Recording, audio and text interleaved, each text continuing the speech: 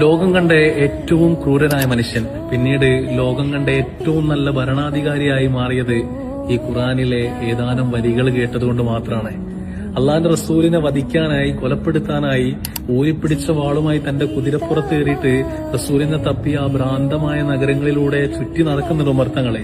ഖുറാനിന്റെ ആയത്തുകൾ കേട്ടിട്ട് പിന്നീട് റസൂലിന്റെ മുമ്പിൽ വന്നിട്ട് ആ ഊരിപ്പിടിച്ച വാള് റസൂലിന്റെ കാൽക്കൽ വെച്ചിട്ട് പറയുന്നുണ്ട്, അഷ്ഹദു അല്ലാ ഇലാഹ ഇല്ലല്ലാഹ് വ അഷ്ഹദു അന്ന മുഹമ്മദ് റസൂലുള്ളാഹ് എന്ന് പറഞ്ഞിട്ട് ഇസ്ലാമിലേക്ക് കടന്നു വരുന്നുണ്ട്. സ്വഹാബാക്കൾ അതിനുശേഷം പറഞ്ഞത് ഉമർ വന്നതിന്റെ ശേഷമാണ് ഇസ്ലാമിന് ഇത്രത്തോളം ധീരത വന്നതെന്നാണ്. യൂഫ്രട്ടീസിന്റെ നദീതീരത്ത് ഒരു ആട്ടിൻകുട്ടി വെള്ളം കിട്ടാതെ മരണപ്പെട്ട് കഴിഞ്ഞാല് നാളെ അള്ളാന്റെ കോടതിയിൽ അതിനുപോലും ഞാൻ ഉത്തരം പറയേണ്ടി വരുമെന്ന് പറഞ്ഞ സൂക്ഷ്മതയുള്ള ഭരണാധികാരി. ഉമർ തങ്ങള് തന്നെ വിശേഷിപ്പിച്ചത് ഇങ്ങനെയായിരുന്നു: ഖത്താബിന്റെ വീട്ടിലെ കഴുത ഇസ്ലാമിലേക്ക് വന്നു കഴിഞ്ഞാലും ഖത്താബിന്റെ മകനായ ഉമർ തങ്ങള് ഒരിക്കലും കടന്നു വരില്ല എന്നുള്ളത്. ആ ഉമർ തങ്ങള് ഇന്ന് അന്ത്യവിശ്രമം കൊള്ളുന്നത് റസൂലിന്റെ ചാരത്താണ്, റസൂലിന്റെ ഏറ്റവും നല്ല കൂട്ടുകാരൻ. അതുപോലെ ആരെയും കണ്ട് നമ്മൾ വിലയിരുത്തണ്ട.